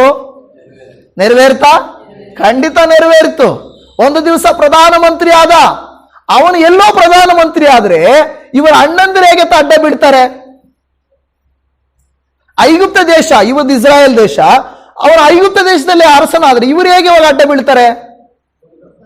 ಬರಗಾಲ ಬಂತು ನೋಡಿ. ನೋಡಿದ್ರ, ದೇವರು ಕೆಲವು ಸಾರಿ ನಮ್ಮ ಜೀವಿತದಲ್ಲಿ ಒಂದು ಕಾರ್ಯ ನಡೆಯಬೇಕಾದರೆ, ಫಲವತ್ತಾಗಬೇಕಾದರೆ, ಪ್ರತಿಫಲ ಬರಬೇಕಾದರೆ ಬರಗಾಲ ಬರಬೇಕಾಗ್ತದೆ. ನಾನು ಹೇಳ್ತಾ ಇದ್ದೆ ಕಳೆದ ದಿನಗಳಲ್ಲಿ, ಯಾವಾಗಲೂ ವರ್ಷ ಎಲ್ಲ ಮಳೆ ಬೀಳ್ತಾನೇ ಇತ್ತು ಅಂದ್ರೆ ಹೆಂಗಿರುತ್ತೆ ಭೂಮಿ? ಹೆಂಗಿರುತ್ತೆ? ಬೆಳೆ ಬೆಳೆಯುತ್ತಾ? ಬೆಳೆಯಲ್ಲ. ಆದ್ರೆ ಬೇಸಿಗೆಗಾಲ ಬಂದಾಗ ಏನಾಗುತ್ತೆ? ಭೂಮಿ ಎಲ್ಲ ಏನಾಗ್ಬಿಡುತ್ತೆ? ಎಲ್ಲ ಒಣಗೋಗುತ್ತೆ. ಮರಗಳನ್ನ ಬಿಟ್ಟು ಎಲ್ಲ ಒಣಗೋಗ್ಬಿಡ್ತದೆ. ನೋಡಿದ್ರೆ ಈ ಭೂಮಿಯಲ್ಲಿ ಏನು ಇಲ್ಲವೇನೋ ಅಂದ್ಕೊಳ್ತೀವಿ. ಒಂದು ಸಾರಿ ಮಳೆ ಬಿತ್ತಂದ್ರೆ ಅಲ್ಲಿರುವ ಎಲ್ಲಾ ಬೀಜಗಳೇನಾಗ್ತವೆ? ಮೊಳಕೆ ಬಂದ್ಬಿಡ್ತವೆ ನೋಡು. ಆದ್ರೆ ನೋಡಿ, ದೇವರು ಭೂಮಿಯನ್ನ ಮಳೆಯಿಂದ ತಂಪು ಮಾಡುವುದು ಎಷ್ಟು ಒಳ್ಳೆಯದೋ ಅದೇ ರೀತಿಯಾಗಿ ಬಿಸಿಲಿನಿಂದ ಬೇಯಿಸುವುದು ಕೂಡ ಅಷ್ಟೇ ಒಳ್ಳೆಯದು. ಯಾಕೆಂದ್ರೆ ಆ ಭೂಮಿ ಏನಾಗುತ್ತಂದ್ರೆ ಫಸಲು ಕೊಡ್ಲಿಕ್ಕೆ ಚೆನ್ನಾಗಿ ಸಿದ್ಧ ಆಗ್ತದೆ. ನಿಮ್ಮ ಜೀವಿತ ಫಸಲು ಕೊಡಬಹುದಕ್ಕಿಂತ ಮುಂಚೆ ಬರಗಾಲ ಬಂದಂತೆ ಬೇಸಿಗೆಗಾಲ ಬಂದು ಬಿಸಿಲಿಗೆ ಚೆನ್ನಾಗಿ ಒಣಗುವಾಗಲೇ ನೀವು ಫಲ ಕೊಡಲಿಕ್ಕೆ ಸಾಧ್ಯ. ಹಲ್ಲೆಲೂಯ. ಮೊದಲ ಪೇತ್ರ 2:7 ಹೇಳಿದ ಹಾಗೆ ನಮ್ಮ ನಂಬಿಕೆಯನ್ನ ದೇವರು ಪುಟಕ್ಕೆ ಹಾಕ್ತಾನಂತೆ. ಏನ್ ಮಾಡ್ತಾನಂತೆ? ಪುಟಕ್ಕೆ. ಬಂಗಾರವನ್ನ ಶುದ್ಧ ಮಾಡುವುದು ಹೇಗೆ? ಬಂಗಾರವನ್ನು ಶುದ್ಧ ಮಾಡಬೇಕಾದ್ರೆ ಬೆಂಕಿಗೆ ಹಾಕಬೇಕು. ಏನಕ್ಕೆ ಹಾಕಬೇಕು? ಹಂಗೆ ಸುಮ್ಮನೆ ಅದು ಶುದ್ಧ ಆಗೋದಿಲ್ಲ. ನಾವು ಕಲಿಬೇಕು ಅಂದ್ರೆ, ಬದಲಾಗಬೇಕು ಅಂದ್ರೆ, ಫಲ ಕೊಡಬೇಕು ಅಂದ್ರೆ ಕೆಲವು ಸಾರಿ ನಮ್ಮನ್ನ ಬೇಯಿಸ್ದಂಗಾಗುತ್ತೆ, ಸುಟ್ಟಂಗಾಗುತ್ತೆ, ನಮ್ಮನ್ನ ತೊಂದರೆಗೆ ಒಳಪಡಿಸಂಗಾಗುತ್ತೆ. ಆದರೆ ಆ ಭೂಮಿ ಅದನ್ನ ಸಹಿಸಿಕೊಳ್ತದೆ. ನಾವು ಸಹಿಸಿಕೊಳ್ಳುವಾಗಲೇ ಫಲ ಕೊಡಲಿಕ್ಕೆ ಸಾಧ್ಯ. ಪ್ರಿಯ ದೇವಜನವೇ, ಹೌದಾ ಇಲ್ವಾ? ಹಾಗಾದ್ರೆ ಈ ಬರಗಾಲ, ಬೇಸಿಗೆ ಕಾಲ, ಒಣಗಿದಂಗಿರುವುದು, ಸುಟ್ಟ ಆಗಿರುವುದು ಯಾವುದು ಗೊತ್ತಾ? ನಿಮ್ಮ ನನ್ನ ಜೀವಿತದಲ್ಲಿ ಕಷ್ಟ, ಕಾಯುವಿಕೆ, ಸೋಲು, ಸಮಸ್ಯೆ, ಕಣ್ಣೀರು, ದುಃಖ, ಅವಮಾನ, ಚಿಂತೆ ಇದೆಲ್ಲವುಗಳು ಬರುವಾಗ ನಾವು ಸ್ಥಿರವಾಗಿರಬೇಕು. ನನ್ನ ದೇವರು ಫಲಿಸುವ ಹಾಗೆ ಮಾಡುತ್ತಾನೆಂದು ನಾವು ನಂಬುವವರಾಗಿರಬೇಕು. ಹಲ್ಲೆಲೂಯಾ. ನಾವು ನಂಬಬೇಕು ಪ್ರಿಯ ದೇವಜನವೇ. ಅದಕ್ಕೆ ಯೋಸೇಫನು ಪ್ರಧಾನಮಂತ್ರಿ ಅಲ್ಲಾದಾಗ ಏನಾಗುತ್ತೆ? ಇಸ್ರಾಯೇಲು ಮತ್ತು ಸುತ್ತಮುತ್ತಲಿನ ಎಲ್ಲ ದೇಶಗಳು ಬರಗಾಲ ಬರುತ್ತದೆ. ಆಗ ಎಲ್ಲಿ ಸಿಗುತ್ತದೆ ಆಶೀರ್ವಾದ, ಎಲ್ಲಿ ಸಿಗುತ್ತದೆ ದವಸ ಧಾನ್ಯ ಎಂದು ನೋಡುವಾಗ, ಈಗೋ ಪಕ್ಕದ ರಾಷ್ಟ್ರದಲ್ಲಿ ಒಬ್ಬ ಹೊಸ ಪ್ರಧಾನಮಂತ್ರಿ ಇದ್ದಾನಂತೆ, ಅವನ ಹತ್ರ ದವಸ ಧಾನ್ಯ ಇದೆಯಂತೆ, ಅಲ್ಲಿಗೆ ಹೋದ್ರೆ ನಾವು ಬದುಕೊಳ್ತೀವಿ, ಇಲ್ಲ ಅಂದ್ರೆ ನಾವು ಸಾತ್ತೋಗ್ತೀವಿ. ಈಗ ಏನೂ ಇಲ್ಲ, ಅವರು ನೇರವಾಗಿ ಹೋಗಿ, ಅವರಿಗೆ ಗೊತ್ತಿಲ್ಲ ಅವನು ನನ್ನ ತಮ್ಮ ಅಂತ ಗೊತ್ತಿಲ್ಲ, ಅವನ ಮುಂದೆ ಏನ್ ಮಾಡಿದ್ರು? ಅಡ್ಡ ಬಿದ್ದರು. ದೇವರ ಮಾತು ನೆರವೇರುತ್ತಾ ನೆರವೇರ್ಲಿಲ್ವಾ? ನೋಡಿದ್ರ? ನೋಡಿ, ಪ್ರಾರಂಭದಲ್ಲಿ ಕೆಲವು ವರ್ಷಗಳು ನೆರವೇರಲೇ ಇಲ್ಲ. ನೋಹನ ಜೀವಿತ, ಅಬ್ರಹಾಮನ ಜೀವಿತ, ಯೋಸೇಫನ ಜೀವಿತ ನೆರವೇರಲೇ ಇಲ್ಲ. ಇಸ್ರಾಯೇಲರು ಐಗುಪ್ತ ದೇಶದಲ್ಲಿ ಎಷ್ಟು ವರ್ಷ ದಾಸತ್ವದಲ್ಲಿದ್ದರು? ಎಷ್ಟು ವರ್ಷ ಇದ್ರು? 400 ವರ್ಷ. ಎಷ್ಟು ವರ್ಷ? ಆ 400 ವರ್ಷವಾದ ಮೇಲೆ ದೇವರು ಐಗುಪ್ತ ದೇಶದಿಂದ ಕಾನಾನ್ ದೇಶಕ್ಕೆ ಎಷ್ಟು ವರ್ಷಗಳಲ್ಲಿ ನಡೆಸಿದ್ರು? 40 ವರ್ಷಗಳು. ಆದ್ರೆ ಎಷ್ಟು ವರ್ಷದಲ್ಲಿ, ಎಷ್ಟು ಸಮಯದಲ್ಲಿ ಅವ್ರು ಹೋಗ್ಬೇಕಾಗಿತ್ತು? ಎಷ್ಟು ದಿವಸ? ನೋಡಿ, 400 ವರ್ಷಗಳು 40 ದಿವಸಗಳು. ಆದ್ರೆ ಆಮೇಲೆ ಅವರೇ ತಪ್ಪು ಮಾಡ್ಕೊಂಡಿದ್ರಿಂದ 40 ವರ್ಷ ಆಯ್ತು ಅದು. ಆದರೆ ದೇವರ ಲೆಕ್ಕ ನೋಡ್ರಿ, 400 ವರ್ಷಗಳು, ಆದ್ರೆ 40 ದಿವಸಗಳಲ್ಲಿ ನಿಮ್ಮನ್ನ ಕರ್ಕೊಂಡು ಹೋಗ್ತೀನಿ ಅಂತ ಪ್ಲಾನ್ ಮಾಡಿದ್ರು. ನೋಡಿ, ನೋಹನದಲ್ಲಿ 120 ವರ್ಷ, ಆದ್ರೆ 40 ದಿವಸಗಳಲ್ಲಿ ದೇವರು ಪ್ಲಾನ್ ಮಾಡಿದನು. ನಾನು ಹೇಳುತ್ತೇನೆ ಸಹೋದರಿ ಸಹೋದರ, ನಿಮ್ಮ ಜೀವಿತದಲ್ಲಿ ದೇವರು ಪ್ಲಾನ್ ಮಾಡಿದರೆ ಆತನು ಕೆಲವು ದಿನಗಳಲ್ಲಿ, ಕೆಲವು ತಿಂಗಳುಗಳಲ್ಲಿ, ಕೆಲವೇ ವರ್ಷಗಳಲ್ಲಿ ನಿಮ್ಮ ಜೀವಿತವನ್ನು ಐಗುಪ್ತದಿಂದ ಕಾನಾನ್ ದೇಶದಂತೆಯೂ ಆತನು ಮಾರ್ಪಡಿಸಬಲ್ಲನು. ಹಲ್ಲೆಲೂಯಾ. ನಂಬ್ತೀರಾ? ದೇವರು ಸ್ಟಾರ್ಟ್ ಮಾಡೋದಕ್ಕೆ ಮಾತ್ರನೇ ಟೈಮ್ ಹಿಡಿಯುತ್ತೆ, ಮುಗಿಸೋದಕ್ಕಲ್ಲ. ನಂಬ್ರಿ, ನೀವು ನಂಬ್ರಿ. ಆತನು ಸ್ಟಾರ್ಟ್ ಮಾಡೋವರೆಗೂ ನಾವೇನಾಗ್ಬೇಕಂದ್ರೆ ಕಾಯ್ಬೇಕಾಗ್ತದೆ. ಹಗ್ಗಾಯನ ಗ್ರಂಥದಲ್ಲಿ 2ನೇ ಅಧ್ಯಾಯ 6ನೇ ವಚನವನ್ನು ಓದಿಕೊಳ್ಳೋಣ. ಹಗ್ಗಾಯ 2:6. ಸೇನಾಧೀಶ್ವರನಾದ ಯೆಹೋವನು ಇಂತೆನ್ನುತ್ತಾನೆ, ಸ್ವಲ್ಪ ಕಾಲವಾದ ಮೇಲೆ ಇನ್ನೊಂದೇ ಸಾರಿ ಆಕಾಶವನ್ನು ಭೂಮಿಯನ್ನು ಸಮುದ್ರವನ್ನು ಒಣನೆಲವನ್ನು ಅದುರಿಸಿ. ಹಲ್ಲೆಲೂಯಾ. ದೇವರು ಹೇಳ್ತಾ ಇದ್ದಾನೆ, ನಾನು ಹೇಳ್ತಾ ಇದ್ದೇನೆ, ಸ್ವಲ್ಪ ಕಾಲವಾದ ಮೇಲೆ. ಇವತ್ತು ದೇವಜನವೇ, ಎಷ್ಟೋ ಜನರು ನಾವು ಆ ಸಮಯವನ್ನು ಎದುರಿಸಲಿಕ್ಕಾಗಲ್ಲ, ಆ ಕಷ್ಟವನ್ನು ಹಾದು ಹೋಗ್ಲಿಕ್ಕಾಗಲ್ಲ, ಆ ಬಡತನ, ಆ ಸಾಲ, ಆ ಕೆಲಸವಿಲ್ಲದೆ ಇರುವಿಕೆ, ಆ ಒಂದು ಮದುವೆ ಆಗದಿರುವಿಕೆ, ಗರ್ಭಫಲ ಸಿಕ್ಕದೆ ಇರುವಿಕೆ, ಅದನ್ನು ಹಾದು ಹೋಗೋ ದಿನಗಳಿದೆಯಲ್ವಾ, ತುಂಬಾ ತುಂಬಾ ತುಂಬಾ ಕಷ್ಟ ದಿನಗಳು. ತುಂಬಾ ಕಷ್ಟ ದಿನಗಳು. ನಮಗಿಷ್ಟವಾದಾಗ ದಿನಗಳು ಹೆಂಗೋಗ್ತಾವೋ ಗೊತ್ತಾಗಲ್ಲ, ಆದರೆ ನಮಗೆ ಕಷ್ಟವಾದಾಗ ದಿನಗಳೇ ಹೋಗಲ್ಲ, ದಿನ ಎಲ್ಲ ಹೋಗೋದೇ ಇಲ್ಲ. ಇದೇನಪ್ಪ ಇದು? ಎಣಿಸಿ ಎಣಿಸಿ ಎಣಿಸಿ ಸಾಕಾಗ್ತದಲ್ವಾ? ನೀವು ರಾತ್ರಿಯಲ್ಲಿ ನಿದ್ದೆ ಮಾಡಲಿಕ್ಕೆ ಸ್ಟಾರ್ಟ್ ಮಾಡ್ತೀರಾ, ನಿಮ್ಮ ದೇಹ ಆಯಾಸವಾಗಿ ಚೆನ್ನಾಗಿ ನಿದ್ದೆ ಬಂತಂದ್ರೆ ಬೆಳಗ್ಗೆ ಎದ್ದು ಇಷ್ಟು ಬೇಗ ಬೆಳಗಾಗೋಯ್ತಾ ಅಂತೀರ. ಆದರೆ ನಿಮಗೆ ಕಷ್ಟ ಇದ್ದು, ನಿಮಗೆ ಚಿಂತೆ ಇದ್ದು, ದುಃಖ ಇದ್ದು ಮಲಗ್ತೀರಾ, ಹೊರಳಾಡ್ತೀರಾ, ನಿದ್ದೆ ಬರಲ್ಲ. ಎದ್ದು ಹೇಳ್ತೀರಾ, ನಿದ್ದೆ ಬರಲ್ಲ. ಟೈಮ್ ನೋಡ್ತೀರಾ, ನಿದ್ದೆ ಬರಲ್ಲ. ಆ ರಾತ್ರಿ ಉದ್ದ ಆಗ್ಬಿಟ್ಟಿರ್ತದೆ ಅಲ್ವಾ? ನಿದ್ದೆ ಬಂದಾಗ ರಾತ್ರಿ ಚಿಕ್ಕದಾಗಿರ್ತದೆ, ಚಿಂತೆ ಬಂದಾಗ, ದುಃಖ ಬಂದಾಗ ರಾತ್ರಿ ಏನಾಗುತ್ತದೆ? ಉದ್ದ ಆಗೋಗುತ್ತೆ. ನೋಡಿದ್ರ ನನ್ನ ಪ್ರಿಯ ದೇವಜನವೇ, ದೇವರು ನಮ್ಮ ಜೀವಿತದಲ್ಲಿ ಹಾಗೆ ಮಾಡುವಾಗ ಇಲ್ಲಿ ಹೇಳ್ತದೆ, ಇನ್ನು ಸ್ವಲ್ಪ ಕಾಲದ ಮೇಲೆ ನಾನೇನ್ ಮಾಡ್ತೀನಿ, ಇನ್ನೊಂದು ಸಾರಿ ಕಾರ್ಯವನ್ನ ಮಾಡುತ್ತೇನೆ. ಈ ವಾಕ್ಯವನ್ನ ಕೇಳಿಸಿಕೊಳ್ಳುತ್ತಿರುವಂತ ನನ್ನ ಪ್ರಿಯ ದೇವಜನವೇ, ದೇವರ ವಾಕ್ಯ ಕೊಡಲ್ಪಟ್ಟಿರುವುದು ನಮ್ಮಂತ ಬಲಹೀನರು, ನಮ್ಮಂತ ಸೋತವರು, ಸಮಸ್ಯೆಗಳಲ್ಲಿ ಸಿಕ್ಕಿರುವವರು, ಸಂಕಷ್ಟಗಳಲ್ಲಿ ಸಿಕ್ಕಿರುವವರು ಧೈರ್ಯವನ್ನು, ನಂಬಿಕೆಯನ್ನು ಹೊಂದಿಕೊಂಡು ಸಿಕ್ಕುವ ಕಾಲದ ತನಕ ಅದನ್ನು ಕಾಯುವುದು, ಹೊಂದಿಕೊಳ್ಳುವುದಕ್ಕಾಗಿ ನಾವು ಕಾಯುತ್ತಾ ಇರಬೇಕು. ನಮಗೆಲ್ಲ 23ನೇ ಕೀರ್ತನೆ ಚೆನ್ನಾಗಿ ಗೊತ್ತು. ಈಗ ಆಡದ ಸಿಸ್ಟರು, ಅದರ 6ನೇ ವಚನ ಏನ್ ಹೇಳುತ್ತದೆ? ಕೀರ್ತನೆಗಳು 23 6ನೇ ವಚನ. ಕೀರ್ತನೆ 23 ಎಲ್ರಿಗೂ ಗೊತ್ತಲ್ವಾ? ಕೊನೆಯ ವಾಕ್ಯದಲ್ಲಿ ನಿಶ್ಚಯವಾಗಿಯೂ ನನ್ನ ಜೀವಮಾನದಲ್ಲೆಲ್ಲ ಶುಭವೂ ಕೃಪೆಯೂ ನನ್ನನ್ನು ಹಿಂಬಾಲಿಸುವವು, ನಾನು ಸದಾಕಾಲವೂ ಯೆಹೋವನ ಮಂದಿರದಲ್ಲಿ ವಾಸಿಸುವೆನು. ಈಗ ದೇವರು ಕೇಳ್ತಾನೆ, ನಾವು ದೇವರ ಹತ್ರ ಕೇಳೋದೇನೆಂದ್ರೆ, ನೀನ್ ನನಗೆ ಆಶೀರ್ವಾದ ಮಾಡಿದ್ರೆ ನಿನ್ನ ಆಲಯಕ್ಕೆ ನಾನು ಬರ್ತೀನಪ್ಪ ಅಲ್ವಾ? ದೇವರು ನಿಜವಾಗಿ ಆಶೀರ್ವಾದ ಮಾಡಿದ್ರೆ ನಾವು ದೇವರಿಗಿಂತನೂ ತುಂಬಾ ತಿಳುವಳಿಕೆ ಉಳ್ಳವರು ಅಂದ್ಕೊಳ್ತೀವಿ, ದೇವರನ್ನೇ ಮೋಸ ಮಾಡ್ಬೇಕು ಅಂದ್ಕೊಳ್ತೀವಿ. ಏನೋ ಹೆಂಗಂತ, ದೇವರೇ ನೀನು ಈ ಕಾರ್ಯ ಮಾಡಿಬಿಟ್ರೆ, ನಮಗೆ ಕೆಲವು ಸಾರಿ ಹೇಳ್ತಾರೆ, ನನ್ನ ಹತ್ರ ಕೆಲವು, ದೇವರೇನಾದರೂ ನನ್ನ ಜೀವನದಲ್ಲಿ ಇದೊಂದು ಮಾಡಿಬಿಟ್ರೆ ಪಾಸ್ಟ್ರೆ, ನಾನು ನಿಜವಾಗಿ ನಾನು ಯೇಸುಸ್ವಾಮಿನ ನಂಬಿಡ್ತೀನಿ, ನಾನು ಸೇರ್ಕೊಂಡ್ಬಿಡ್ತೀನಿ. ಏನೋ ಸೇರ್ಕೊಂಡ್ಬಿಡ್ತೀನಿ, ನಾನು ಕನ್ವರ್ಟ್ ಆಗಿಬಿಡ್ತೀನಿ ಅಂತಾರೆ. ನಾನು ಹೇಳ್ತೀನಿ, ಹೌದಾ, ಅದು ಮಾಡಿಬಿಟ್ರೆ, ಮಾಡಿಲ್ಲ ಅಂದರೆ ಹೆಂಗೆ ಸೇರ್ಕೊಳಕ್ಕಾಗುತ್ತೆ ಅಲ್ವಾ? ಒಂದು ವೇಳೆ ಮನುಷ್ಯನ ಸಮಸ್ಯೆ ಒಂದೇನಾ? ಒಂದು ಮುಗಿದ ಮೇಲೆ ಏನಾಗುತ್ತೆ? ಆಮೇಲೆ ಹೇಳ್ತಾರೆ, ಫಸ್ಟ್ ಅದೊಂದು ದೇವ್ರ ಸ್ತೋತ್ರ, ನೀವು ಏನೋ ಪ್ರೇಯರ್ ಮಾಡಿದ್ರಂತೆ ಚೆನ್ನಾಗಾಗಿದೆ, ಇನ್ನೊಂದು ಸಮಸ್ಯೆ ಪಾಸ್ಟ್ರೆ ಈಗ. ಹೌದಾ, ಇನ್ನೊಂದಾ? ನಿಜಾನೇ, ಒಂದು ಸಮಸ್ಯೆ ಆದ್ಮೇಲೆ ಇನ್ನೊಂದು ಸಮಸ್ಯೆ ಬಂದೇ ಬರುತ್ತೆ. ನಿನ್ನ ಸಮಸ್ಯೆ ಮುಗಿಯಲ್ಲ, ದೇವರ ಮೇಲೆ ನಂಬಿಕೆ ಬರಲ್ಲ. ಅದಕ್ಕೆ ನಾವೇನ್ ಮಾಡ್ಬೇಕಂದ್ರೆ, ಸಮಸ್ಯೆ ಮುಗಿಯುತ್ತೋ ಮುಗಿಯಲ್ವೋ, ನಾನು ಯೇಸುವನ್ನ ನಂಬ್ತೇನೆ. ಹಲ್ಲೆಲೂಯಾ. ಅದು ಮುಖ್ಯ. ಯಾಕೆಂದ್ರೆ ನಂಬಿಕೆ ಎಂಬುದು ನಮಗೆ ಅದ್ಭುತ ನಡೆದರ ಮೇಲೆ ಇರಬಾರ್ದು, ದೇವರು ಕೊಡುವುದರ ಮೇಲೆ ಇರಬಾರ್ದು. ದೇವರು ಕೊಡುವುದು ತಡ ಆಗ್ತದೆ, ದೇವರು ಕೊಟ್ಟೇ ಕೊಡ್ತಾನೆ, ಮಾಡೇ ಮಾಡ್ತಾನೆ. ಆದರೆ ನಂಬಿಕೆ ಇಡುವುದು ಮಾತ್ರ ನಾವೇನ್ ಮಾಡ್ಬೇಕು? ಮೊದಲ ಕಾರ್ಯ ನಾವು ಮಾಡಬೇಕು.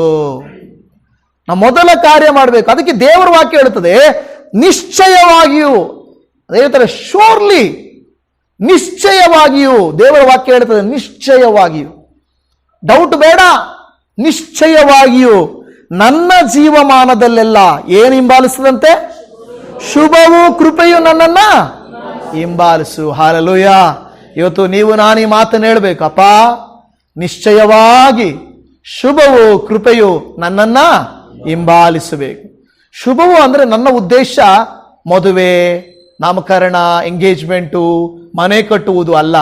ನಮ್ಮ ಪ್ರತಿ ದಿನದ ಜೀವಿತದಲ್ಲಿ ದೇವರು ಸಮಾಧಾನ, ಶಾಂತಿ, ನೆಮ್ಮದಿ, ಸಂತೃಪ್ತಿ, ರಕ್ಷಣೆ, ನಿತ್ಯ ಜೀವ ಇವುಗಳು ಇರುವುದಾದರೆ ಇವೇ ನಮಗೆ ದೊಡ್ಡ ಶುಭ ಕಾರ್ಯಗಳು. ಹಲ್ಲೆಲೂಯಾ. ಅದು ಬಹಳ ಮುಖ್ಯ ನಮಗೆ ಬೇಕಾಗಿರುವುದು. ಶುಭ ಅಂದ್ರೆ ದೊಡ್ಡದಲ್ಲ, ಪ್ರತಿದಿನ ನಾವು ಜೀವಿಸ್ಬೇಕಲ್ವಾ, ಅದು ನಮಗೆ ಬೇಕಾಗಿದೆ. ಇವತ್ತು ನೀವು ನಾನು ಹೇಳಬೇಕು, ಕರ್ತನೇ ನಿನ್ನ ಪಾದ ಸನ್ನಿಧಿಗೆ ನಾನು ಬರುತ್ತೇನಯ್ಯ. ಅಲ್ಲಿ ಹೇಳುತ್ತದೆ ಕೊನೆ ಭಾಗ, ನಾನು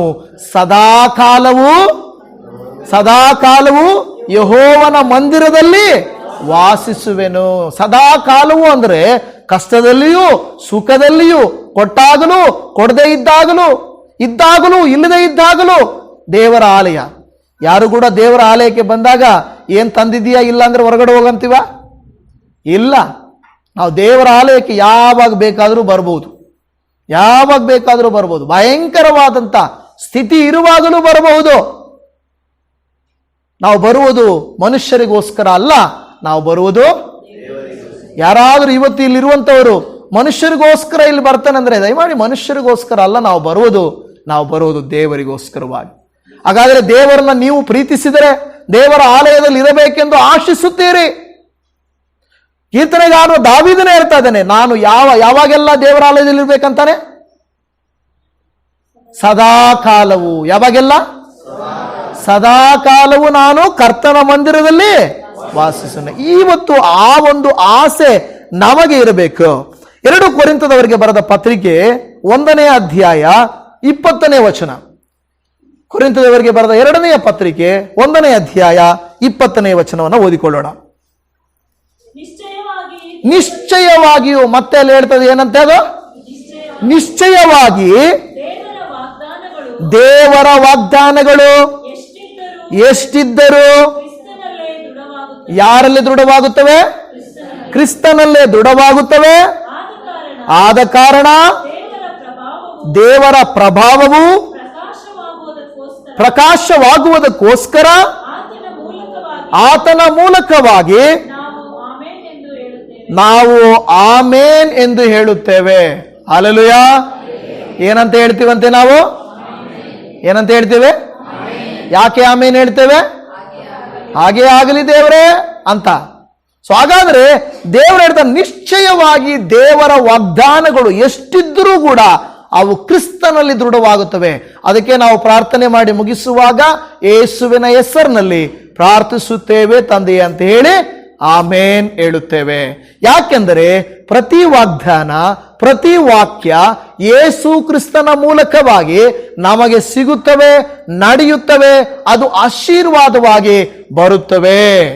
ಇವತ್ತು ದೇವಜನವೇ, ಈ ವಾಕ್ಯವನ್ನು ಕೇಳಿಸಿಕೊಳ್ಳುತ್ತಿರುವಂತ ನೀವು ನಾನು, ನಮ್ಮ ಜೀವಿತದಲ್ಲಿ ಎಷ್ಟೇ ಹೋರಾಟಗಳು ಬಂದರು ಒಂದು ಮಾತ್ರ ಇವತ್ತು ಜ್ಞಾಪಕ ಇಟ್ಟುಕೊಳ್ಳ್ರಿ, ನಿಮ್ಮ ಜೀವಿತದ ಪ್ರಶ್ನೆಗಳು, ಸಮಸ್ಯೆಗಳು, ಕೊರತೆಗಳು, ನೋವುಗಳು ಎಷ್ಟೇ ವರ್ಷ ಬಂದರು ದೇವರು ಕ್ರಿಯೆ ಪ್ರಾರಂಭಿಸಿದರೆ ಅತಿ ಬೇಗನೆ ಅದು ಮುಗಿದು ಹೋಗುತ್ತದೆ. ಆ ಕ್ರಿಯೆ ನಡೆಯುವುದಕ್ಕಾಗಿ ದೇವರಿಗೆ ಪ್ರಾರ್ಥಿಸಬೇಕು. ಅಪ್ಪ, ನಿನ್ನ ಚಿತ್ತ ಬೇಗನೆ ನನ್ನ ಜೀವಿತದಲ್ಲಿ ನೆರವೇರಬೇಕು. ನೀನು ಏನನ್ನು ಉದ್ದೇಶಿಸಿದ್ದೀಯೋ, ನೀನು ಏನನ್ನು ನನ್ನ ಜೀವಿತದಲ್ಲಿ ಕೊಡಬೇಕಂದಿದ್ದೀಯೋ ಅದನ್ನು ನನಗೆ ಬೇಗನೆ ಕೊಡು, ಮಾಡು ಎಂದು ಕೇಳಬೇಕು. ಯಾಕೆಂದ್ರೆ ಮನುಷ್ಯರಾಗಿರುವಂತ ನಾವೇನ್ ಮಾಡ್ತೀವಿ ಗೊತ್ತಾ? ಅಡ್ಡದಾರಿಯನ್ನು ತುಳಿಯಲಿಕ್ಕೆ ಹೋಗ್ತೇವೆ. ಲೇಟ್ ಆದ್ರೆ ಏನ್ ಮಾಡ್ತೇವೆ? ಹೌದಾ? ದೇವರು ಇನ್ನೂ ಬಂದಿಲ್ಲ, ಬರಲ್ವೇನೋ ಅಂತ ಹೇಳಿ ಅಡ್ಡದಾರಿ ತುಳಿತಾರೆ. ಅಬ್ರಾಹ್ಮನು ಸಾರಳಲ್ಲಿ ಮಗುವನ್ನು ಕೊಡ್ತೀನಿ ಅಂದ್ರೆ ಆಗರಳನ್ನ ಮದುವೆ ಮಾಡ್ಕೊಂಡ್ಬಿಟ್ಟ. ಯಾಕೆಂದ್ರೆ ಏನೋ ದೇವರು ಏನೋ ಮರ್ತೋಗ್ಬಿಟ್ನೇನೋ ಅಂತ. ಯಾಕೆಂದ್ರೆ ಸಾರಳು ಬಲವಂತ ಮಾಡಿದ್ಲು, ಆಗರಳನ್ನ ಮದುವೆ ಮಾಡ್ಕೋ, ಹೆಂಗಿದ್ರು ಮಗು ತಾನೇ, ನಿನ್ನಿಂದ ತಾನೇ ಅಂತ ಹೇಳಿ. ಹಾಗೆ ಅಡ್ಡದಾರಿಯನ್ನ ಹಿಡಿಯಲಿಕ್ಕೆ ನಾವು ಹೋಗಬಾರದು, ಕಾದಿರಬೇಕು. ಕರ್ತನು ಕಾರ್ಯ ಪ್ರಾರಂಭಿಸಿದರೆ ಅದನ್ನ ಮುಗಿಸುವುದು ಅತಿ ಬೇಗನೆ ಮುಗಿಸಿಕೊಡುತ್ತಾನೆ. ಹಲ್ಲೆಲೂಯಾ, ದೇವರಿಗೆ ಸ್ತೋತ್ರ. ನಮ್ಮ ಕಣ್ಣುಗಳನ್ನು ಮುಚ್ಚಿ ಪ್ರಾರ್ಥನೆ ಮಾಡಿಕೊಳ್ಳೋಣ. ಇವತ್ತು ದೇವಜನವೇ, ನಿಮ್ಮ ಜೀವಿತದಲ್ಲಿ ಏನಾದರೂ ಬೇಡಿಕೆಗಳು, ಪ್ರಾರ್ಥನೆಗಳು, ಕೊರತೆಗಳು, ಸಮಸ್ಯೆಗಳು, ವೇದನೆಗಳು ನಿಮ್ಮ ಜೀವಿತದಲ್ಲಿ ಇರುವುದಾದರೆ ಇವತ್ತು ದೇವರಿಗೆ ಪ್ರಾರ್ಥನೆ ಮಾಡ್ರಿ. ಅಪ್ಪ, ನೀವು ನಡೆಸಿಕೊಡುವುದು ತಡವಾದರೂ ಅವು ಬೇಗನೆ ನೆರವೇರುತ್ತವೆ ಅಪ್ಪ. ಹೌದು, ಪ್ರಾರಂಭವಾಗುವುದಕ್ಕೆ ಅದು ಸಮಯ ತೆಗೆದುಕೊಳ್ಳಬಹುದು, ಆದರೆ ಅದು ನೀನು ಬೇಗನೆ ಮುಗಿಸಿಕೊಡುತ್ತೆ. ನಿನಗೆ ಸ್ತೋತ್ರ ಮಾಡುತ್ತಾ ಇದ್ದೇವೆ. ಹೌದು ಸ್ವಾಮಿ, ಆದಾಮ ಅವರು ಪಾಪ ಮಾಡಿದಾಗ ಕರ್ತನೇ ಅನೇಕ ವರ್ಷಗಳು ಅದಕ್ಕೆ ಪರಿಷ್ಕಾರವೇ ಇರಲಿಲ್ಲ. ಆದರೆ ಯೇಸು ಕ್ರಿಸ್ತರಾಗಿ ನೀವು ಬಂದು 34 ವರ್ಷಗಳಲ್ಲಿ, 33 ವರ್ಷಗಳಲ್ಲಿ ಅದನ್ನು ಮುಗಿಸಿಕೊಟ್ರಿ ಅಪ್ಪ. ನೋಹನ ಜೀವಿತದಲ್ಲಿ 120 ವರ್ಷ ಅವನು ಕಾದನು, 40 ದಿನಗಳಲ್ಲಿ ಅದು ಮುಗಿಸಿಕೊಟ್ರಿ ಸ್ವಾಮಿ. ಅದೇ ರೀತಿಯಲ್ಲಿ ಸ್ವಾಮಿ, ಅಬ್ರಾಹ್ಮನ ಜೀವಿತದಲ್ಲಿ, ಯೋಸೇಫನ ಜೀವಿತದಲ್ಲಿ, ಯಾಕೋಬನ ಜೀವಿತದಲ್ಲಿ, ಹನ್ನಳ ಜೀವಿತದಲ್ಲಿ, ಶಿಷ್ಯರುಗಳ ಜೀವಿತದಲ್ಲಿ ನೀನು ಎಷ್ಟೋ ಬೇಗನೆ ಕಾರ್ಯಗಳನ್ನ ಮಾಡಿ ಮುಗಿಸಿಕೊಟ್ಟಿದ್ದೀರಿ. ಏಸಪ್ಪ, ಇವತ್ತು ನಮ್ಮ ಪ್ರಶ್ನೆಗಳು ಕೆಲವು ವರ್ಷಗಳಿಂದ ಇರಬಹುದು, ಕೆಲವು ತಿಂಗಳುಗಳಿಂದ ಇರಬಹುದು, ಆದರೆ ನೀವು ಅದನ್ನ ಪ್ರಾರಂಭಿಸಿದರೆ ಬೇಗನೆ ಮುಗಿಸಿಕೊಡುತ್ತೀರೆಂದು ನಾವು ನಂಬುತ್ತಾ ಇದ್ದೇವೆ. ನಿಮಗೆ ಸ್ತೋತ್ರ. ಇವತ್ತು ಕರ್ತನೇ, ಈ ವಾಕ್ಯದಲ್ಲಿ ಏಕೀಭವಿಸಿ ಕ್ರಿಸ್ತನಲ್ಲಿ ಆಮೇನ್ ಎಂದು ಹೇಳಿ ಪ್ರಾರ್ಥಿಸಿದ ಪ್ರತಿಯೊಬ್ಬರ ಜೀವಿತದಲ್ಲಿ ಅವರು ಎದುರು ನೋಡುತ್ತಿರುವಂತ ದೇವರ ಆತ್ಮೀಕ ಉನ್ನತಿ, ಕರ್ತನೇ, ಪರಲೋಕದ ಆ ಒಂದು ಅನುಭವ, ದೈವಿಕವಾದ ಭಕ್ತಿ ಎಲ್ಲವೂ ಅವರ ಜೀವಿತದಲ್ಲಿ ಬರಬೇಕು ಯೇಸುವಿನ ನಾಮದಲ್ಲಿ. ಈಗೋ ನಿನ್ನನ್ನು ದೃಷ್ಟಿಸುತ್ತಾ ಇರುವ ಜೀವಿತದಲ್ಲಿ, ಇವರ ಮಕ್ಕಳ ಜೀವಿತದಲ್ಲಿ, ಕುಟುಂಬ ಜೀವಿತದಲ್ಲಿ ಆಶ್ಚರ್ಯಗಳನ್ನ, ಅದ್ಭುತಗಳನ್ನ ಮಾಡಿರಿ. ಸೇವೆಯ ವಿಷಯದಲ್ಲಿಯೂ ನಿನ್ನ ರಾಜ್ಯದ ವಿಷಯದಲ್ಲಿಯೂ ಅದ್ಭುತಗಳನ್ನು ನೀವು ಮಾಡಿರಿ ಅಪ್ಪ. ನಿನ್ನ ಉದ್ದೇಶ ಮಾರ್ಗಗಳನ್ನ ಕರ್ತನೆ ನೆರವೇರಿಸಿಕೊಡಿರಿ ಎಂದು ನಾವು ಪ್ರಾರ್ಥನೆ ಮಾಡುತ್ತಾ ಇದ್ದೇವೆ.